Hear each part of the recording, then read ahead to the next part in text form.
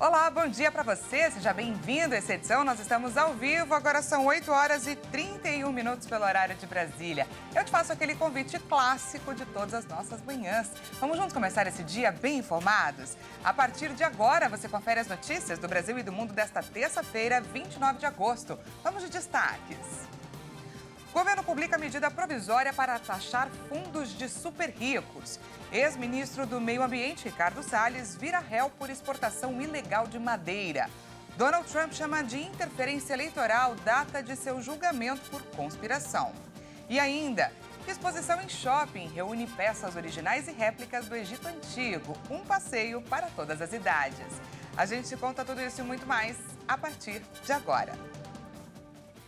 O governo federal assinou ontem a medida provisória que altera a tarifa dos super ricos. Além disso, o presidente Lula enviou ao Congresso um projeto de lei que tributa o capital de residentes brasileiros aplicado em paraísos fiscais. Nesta segunda-feira, também foi anunciado que Brasil e Argentina chegaram a um acordo para o financiamento de exportações. Vamos conferir. O presidente Lula anunciou nesta segunda-feira uma medida provisória que altera a tributação dos fundos exclusivos ou dos super ricos. A medida prevê um aumento na arrecadação. Além disso, o presidente enviou ao Congresso um projeto de lei que tributa o capital de residentes brasileiros aplicado em paraísos fiscais. Ambas as iniciativas passarão pela avaliação do Congresso. No caso da medida provisória, os parlamentares têm até 120 dias para aprovação. Caso contrário, a medida perderá efeito. Também nesta segunda-feira, os governos de Brasil e Argentina anunciaram que os dois países chegaram a um acordo de 600 milhões de dólares para financiar exportações brasileiras para o país vizinho. O mecanismo para garantir a compra de produtos brasileiros pela Argentina vai beneficiar principalmente o setor de autopeças e, em menor medida, o setor alimentício. O mecanismo para garantir as compras envolve a cooperação entre o Banco do Brasil, o Banco Nacional de Desenvolvimento Econômico e Social, o BNDES, e o Banco de Desenvolvimento da América Latina e Caribe, o CAF. Segundo o ministro da Fazenda, Fernando Haddad, o Banco do Brasil vai garantir as exportações brasileiras e o CAF vai atuar como garantia. O ministro da Economia da Argentina e candidato à presidência pelo partido governista União pela Pátria, Sérgio Massa, esteve no Brasil nesta segunda-feira. O ex-ministro do Meio Ambiente, Ricardo Salles, virou réu em ação que apura exportação ilegal de madeira. A investigação envolve delitos como corrupção e crimes contra a flora. O atual deputado federal Ricardo Salles se tornou réu em uma ação que apura um esquema de exportação ilegal de madeira, quando era ministro do Meio Ambiente. O ex-presidente do IBAMA, Eduardo Bin, e outros servidores também foram denunciados pelo Ministério Público Federal. De acordo com a denúncia, as investigações apontam para a existência de um grave esquema de facilitação ao contrabando de produtos florestais. O Ministério Público elencou uma série de apreensões de madeira de origem brasileira nos Estados Unidos, que estavam sem a documentação necessária para exportação.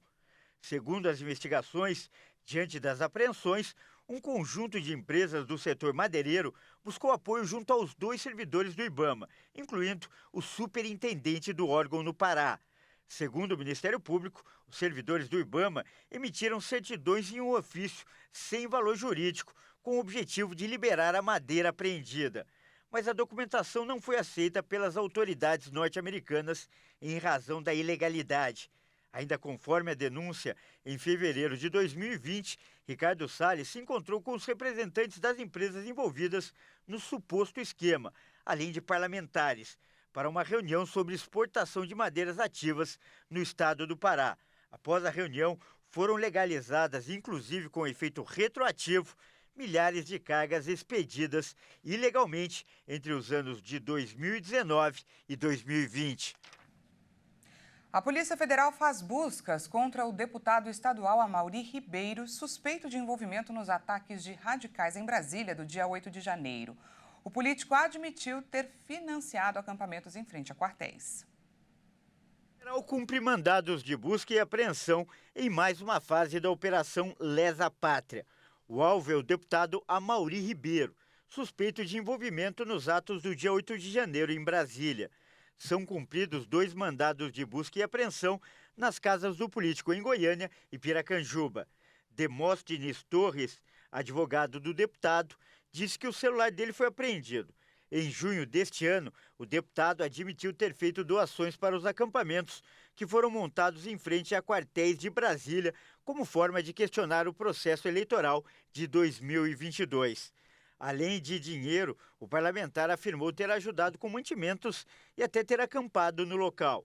Essa é a 15ª fase da Operação Lesa Pátria. O objetivo é identificar pessoas que incitaram, participaram e financiaram a invasão e vandalismo às sedes dos 3 poderes. Os fatos investigados constituem, em tese, em crimes de dano qualificado, associação criminosa, incitação ao crime, destruição e deterioração, entre outros. 2 suspeitos de participar da chacina com 9 vítimas na cidade de Mata de São João, na região metropolitana de Salvador, foram mortos em confronto com policiais civis na madrugada desta terça-feira. Um suspeito foi preso e um 4º homem é procurado. Os suspeitos foram encontrados em uma região de mata. De acordo com a polícia, um 4º envolvido ainda está sendo procurado em uma região de mata. Com os suspeitos, foram apreendidas 2 pistolas, carregadores, munição, rádios, comunicadores e porções de drogas. Os corpos foram encontrados na manhã de segunda-feira. As vítimas são 6 adultos e 3 crianças. Os nomes das vítimas e a motivação do crime não foram informados. E no Rio de Janeiro, um grupo de voluntários se debruça para apoiar aqueles que viveram um revés na saúde e hoje enfrentam a guerra pela vida num leito de hospital. Vamos conferir. Enfrentar o diagnóstico de câncer não é fácil, principalmente quando, ao olhar para os lados, não há apoio ou pessoas que o ajude a passar pelo processo de tratamento. Quem passa pelo câncer, quem está passando por tratamentos, muitas vezes tem fragilidades que são inerentes a essa própria situação. Fragilidades físicas, fragilidades emocionais, dificuldades de rede de apoio. Por conta dessa realidade, um grupo de pessoas decidiu doar o tempo e esforço para ajudar pacientes do Instituto Nacional de Câncer. O programa INCA Voluntário, que há 20 anos ajuda a amenizar o sofrimento de pacientes com câncer e humanizar o tratamento, que é tão difícil, tem se dedicado continuamente com diversas estratégias de artesanato, beleza e música. Isso tudo é reduzido quando você tem pessoas que estão dispostas a fazerem uma doação de cabelo, se você perde o seu cabelo, estão dispostas a fazer uma doação de cesta básica, se você está passando por necessidades, ou apenas uma acolhida para que nessas reuniões você vejam pessoas que passam pela mesma dificuldade que você. O IBGE aponta que mais de 7 milhões de brasileiros se dedicam ao trabalho voluntário e essa empatia corre nas nossas veias. A empatia, né, traz um benefício maior para a pessoa sem estar doente e para o doente um carinho, um afago à alma, ao íntimo da pessoa, um compartilhar do momento difícil, né? A terapia, o remédio e o amor também, com certeza, colabora para não curar às vezes, né? Que às vezes até cura também, né? Mas para a pessoa seguir em frente com essa luta aí que é tão difícil. Os pré-requisitos necessários para fazer parte do INCA Voluntário é ter disponibilidade de 4 horas por semana, ser maior de 18 anos e, caso tenha tido câncer, é necessário estar em controle da doença há pelo menos 1 ano. Então, essas pessoas elas têm uma garra e uma possibilidade de ajudar muito esses pacientes que são muitas vezes frágeis, muitas vezes vêm de lugares que de longe para tratamento. Caso você tenha interesse, acesse o site incavoluntario.org.br e ajude o outro com o que você tem de melhor, o amor ao próximo. E veja a seguir, Donald Trump chama de interferência eleitoral data de seu julgamento por conspiração. E ainda, exposição em shopping reúne peças originais e réplicas do Egito Antigo. Um passeio para todas as idades. Não perca, nós voltamos já.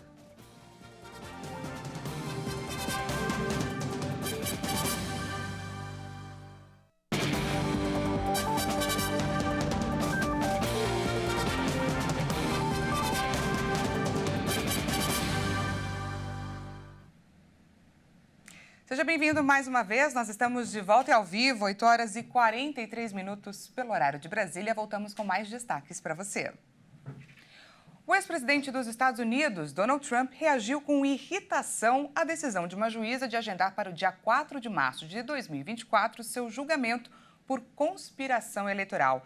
Inclusive, esse foi o termo usado em sua publicação na sua rede social, já que a data acontece um dia antes da superterça, quando serão realizadas as primárias republicanas. Vamos conferir.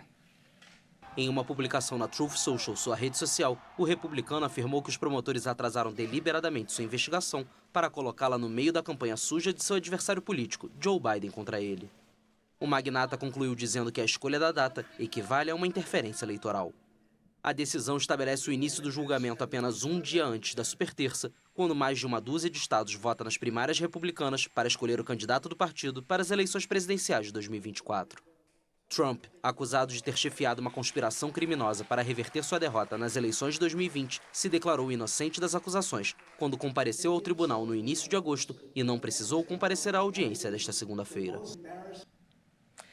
E nesta segunda-feira, a Ucrânia retomou uma localidade que fica no eixo de ataque de duas cidades ocupadas pelas forças russas. O objetivo das tropas é avançar contra as linhas de defesa de Moscou.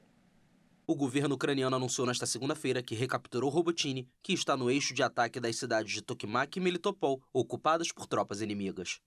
Com a tomada, Kiev espera conseguir abrir uma brecha na frente sul, mas para alcançar esse objetivo, precisa superar trincheiras, barreiras antitanque e campos minados espalhados pelos russos. Junto com a contraofensiva, a Ucrânia mantém a pressão por meio de ataques de drones em território russo, chegando até Moscou, onde os moradores não parecem preocupados.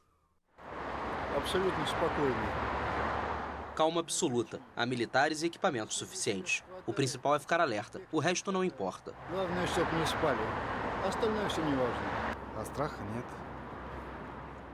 Não há medo. Sim, há perigo, mas não há medo. Nosso sistema eletrônico funciona bem. Eles nos dizem que eles derrubam drones. Não sinto medo, mas há perigo. Depois de acumular equipamentos militares entregues por aliados ocidentais, a Ucrânia lançou sua tão esperada contraofensiva contra posições russas em junho. Autoridades ucranianas dizem que seu progresso é lento, mas seguro, enquanto a Rússia diz que as operações de Kiev estão falhando. Foi presa na última sexta-feira, na Guatemala, uma ex-funcionária de uma comissão antimáfia da ONU. O caso chama atenção, pois ela se junta a cerca de 30 ex-oficiais de justiça que investigam casos de corrupção e que agora estão detidos ou exilados. A prisão da advogada Cláudia Gonzalez foi coordenada, afirmou o Ministério Público em um comunicado. Gonzalez e outros ex-promotores são acusados principalmente de abuso de autoridade pelo Ministério Público, dirigido por Consuelo Porras, que os Estados Unidos incluíram em 2021 em uma lista de corruptos. A primeira coisa que quero provar é que essa acusação contra mim é falsa. Estão construindo provas, o que é um ato de criminalização, como os casos dos meus colegas. É o que posso dizer. Gonzalez participou de investigações da Comissão Internacional contra a Impunidade na Guatemala, uma entidade endossada pela ONU que desmantelou redes de corrupção estatal entre 2007 e 2019. O MP detalhou que a jurista supostamente iniciou uma investigação em 2017 sem autorização contra uma magistrada do Poder Judiciário, acusada de pressionar um juiz para favorecer o filho envolvido em um caso de corrupção. Já são cerca de 30 ex-oficiais da Justiça que investigaram casos de corrupção e que agora estão detidos ou exilados. A farmacêutica norte-americana Pfizer protocolou um pedido da Agência Nacional de Vigilância Sanitária, da Anvisa, para o registro da vacina contra o vírus sincicial respiratório, que é responsável por doenças como a bronquiolite. O imunizante é voltado para gestantes, oferecendo resposta imune contra infecções do trato respiratório causadas pelo vírus em recém-nascidos e bebês de até 6 meses de idade, principal grupo de risco para formas graves da doença. Além de grávidas, a solicitação também pede a utilização da vacina para a proteção de idosos a partir de 60 anos de idade. De acordo com a Anvisa, se aprovado o registro, é o sinal verde para que a vacina seja comercializada, distribuída e utilizada pela população nos termos da indicação estabelecida em sua bula. Outra vacina para o vírus sincicial está sendo analisada pela agência no momento, a Aresquiv, da empresa GlaxoSmithKline. A bronquiolite é uma inflamação da porção terminal dos brônquios. No momento, não há medicamento com indicação preventiva no Brasil. A tempestade tropical Idália se intensificou e está a caminho da Flórida. Imagens de satélite mostram uma sequência de relâmpagos e o fenômeno chamou a atenção das autoridades. Essas imagens de satélite aceleradas mostram os relâmpagos da tempestade tropical Idália. O fenômeno se intensificou nas últimas horas e se aproximava nesta segunda-feira da costa oeste de Cuba, em seu caminho para a Flórida. No estado americano, a previsão é de que chegue como um furacão de categoria 3, com ventos de 178 a 208 km por hora. O Centro Nacional de Furacões dos Estados Unidos, o NHC, emitiu um alerta para a província cubana de Pinar del Río. O fenômeno se desloca para o norte a 13 km por hora e deve ganhar força nas próximas horas até alcançar a costa oeste da Flórida. Ron DeSantis, governador da Flórida e pré-candidato à presidência dos Estados Unidos, declarou estado de emergência em 46 condados. E vamos falar agora de tecnologia. A OpenAI lançou uma versão corporativa do ChatGPT com recursos adicionais e proteções de privacidade. A versão do chatbot de inteligência artificial voltada para as empresas estará disponível a partir da próxima segunda-feira, dia 4 de setembro. Com o ChatGPT Enterprise, as empresas terão acesso a uma versão premium do serviço, que, segundo uma publicação no blog da OpenAI, fornecerá melhorias de segurança e privacidade no nível corporativo. A versão empresarial do ChatGPT é parecida com o Bing Chat Enterprise da Microsoft, que utiliza a mesma tecnologia por meio de uma grande parceria.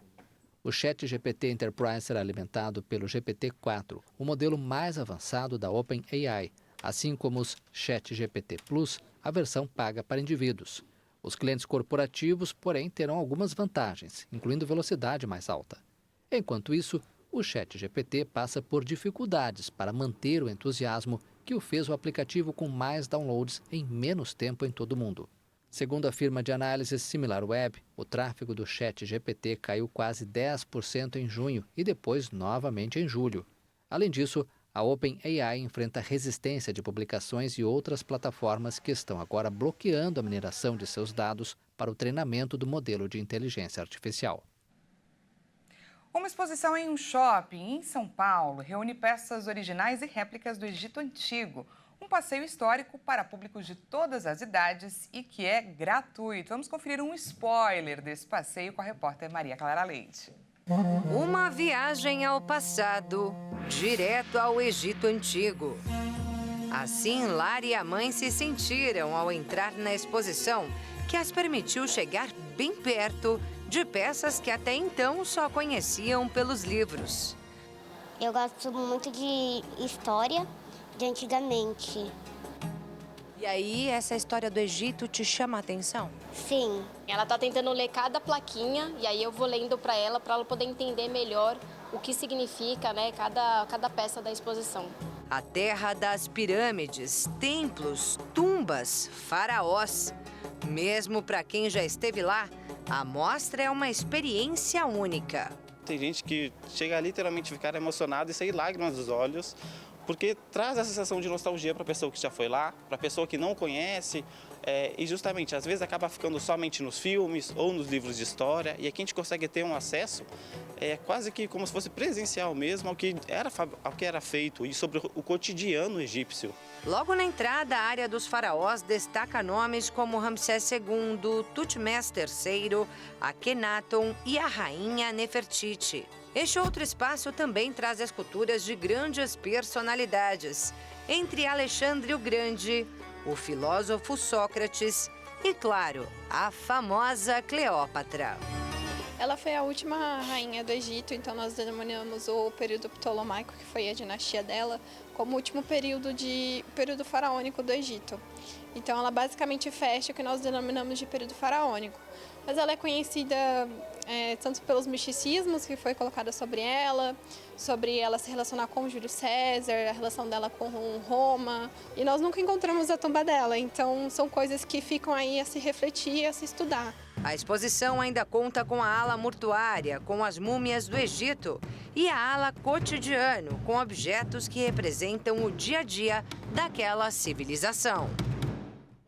Ao final do percurso, chegamos à ala de Tutankhamon, à sua época um faraó sem tanto destaque que pouco tempo ficou no poder, mas historicamente um dos mais importantes, já que foi depois de encontrada sua tumba em 1922 que se fez grandes descobertas. Nunca tinha encontrado uma tumba de um faraó antes tão intacta como a dele. Foram 5.000 artefatos dentro de uma tumba que era super pequena. E, enfim, e a dele nem é tão grandiosa como seria de outros faraós, como Ramsés, como Khefren. Então a gente, a partir da dele, tenta imaginar o que seria dos outros faraós. Entre as 140 peças expostas, há réplicas feitas no próprio Egito e itens originais da época. Essa é a peça mais antiga da mostra, uma escultura de mulher do ano 4500 a.C. É um período já pré-faraônico, tá? É mais antigo, então já é período neolítico. E sim, é a peça mais antiga do museu. É uma peça um pouco menor, mas tem uma importância histórica, enfim, muito importante. É uma peça belíssima também. Eu, particularmente, é uma das minhas peças preferidas. É a oportunidade de conhecer o Egito dentro de São Paulo. A exposição Egito Antigo está no Shopping Paulista até o dia 24 de setembro. A entrada é gratuita. Para mais informações, acesse @Museu Egito e Roma no Instagram.